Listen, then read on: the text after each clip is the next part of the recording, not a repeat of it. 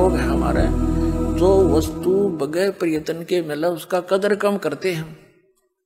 लेकिन अब सियाने बनो, इस ज्ञान को आधार बनाओ, इसकी घनी कदर करियो। ये आम चीज नहीं है। नानक साहिब जी को भगवान ने कहा था कि इस सतनाम को जिक्र मत करना, आप जाप करो।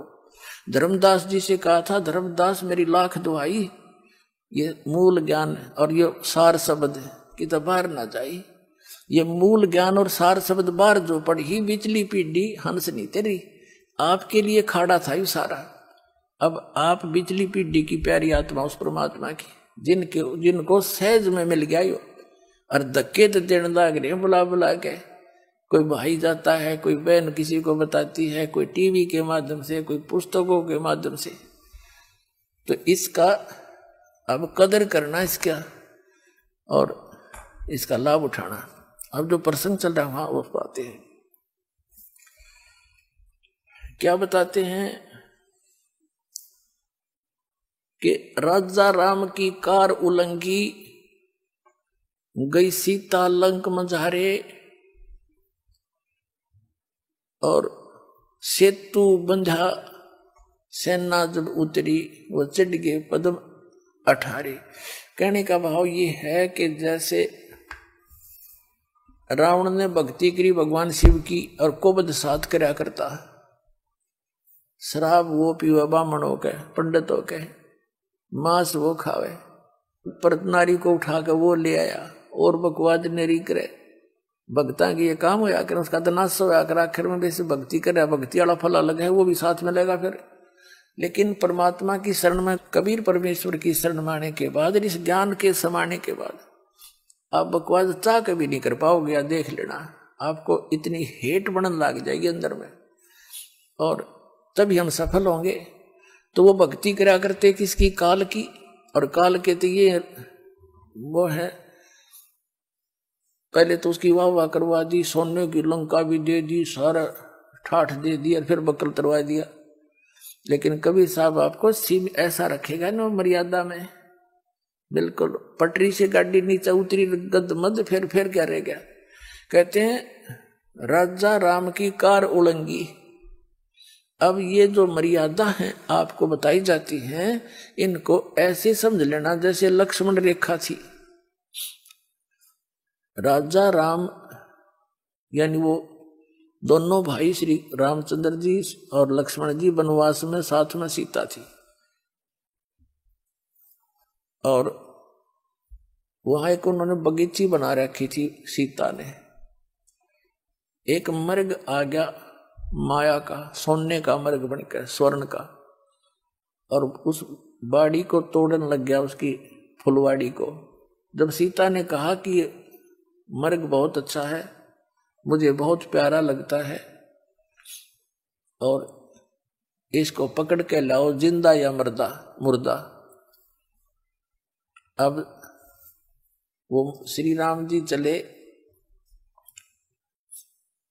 रामचंद्र जी ने कहा लक्ष्मण से कि मैं जाता हूं, तू यहीं रहते, और यहां ध्यान रखना कि वहां राक्षस लोग रहते हैं जंगल में, कुछ सीता को हानि ना कर दें। और यदि तू आइए ना मेरे पीछे, तो दूर भी जाना पड़ जाए तो भाग लिया। इसने कह दिया लाओ, ना तान नहीं खाऊं मैं। तो इस तरह की जो हमने पीछे गलती कर ली, अब नहीं करनी चाहिए, उनको दोहराना नहीं चाहिए। इन से ये शिक्षा मिले। सीता ने कहा इस मर्ग को लाओ, अन्यथा मैं अन्न पानी ग्रहण नहीं करूंगी। अब हम इतनी तक रखे है जो थोड़ी बहुत पिछले पुनकर्मी प्राणी होते हैं। लक्ष्मण से कहा था कि मैं जाऊं हूं, जहां तक कोशिश होगी लाऊंगा इसको, लेकिन तू आइए मत, अकेली ने छोड़ के इसने। और यदि आना भी पड़े तो इस ऐसे मंत्र है, इसको बोलकर चारों तरफ निशान, इसके अलग रेखा खींच के आना, और इसको बता देना इसे बाहर नहीं जाओ।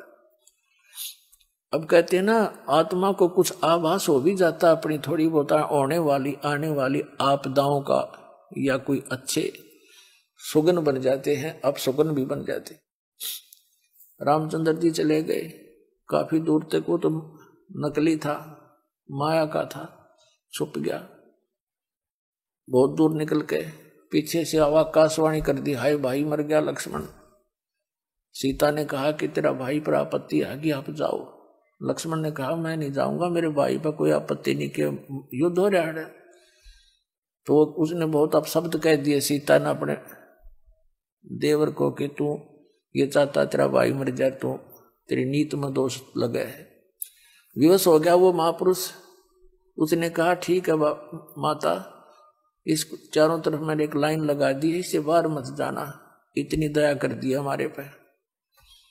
लक्ष्मण के जाने के बाद तुरंत रावण आ गया सीता उठाने के लिए। उन्हीं का षड्यंत्र था, उसका मामा मारीच, उसका मामे का नाम मारीच था। वो मारीच सिद्धि युक्त था और वो मृग बन के ऐसे धोखा देकर उनको दोनों को कुटिया से दूर ले गया था।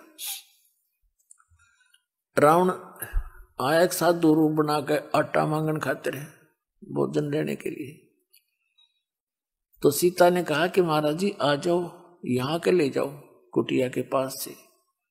रावण निकट आया तो उसमें से लपट निकली रेखा से, सिद्धि युक्त थी वो। रावण 10 कदम पीछे गया, अन्यथा जल जाता सारा। उसने कहा माई भिक्षा देनी है तो यहां कर दे, साधु संतों के साथ मजाक नहीं किया करते।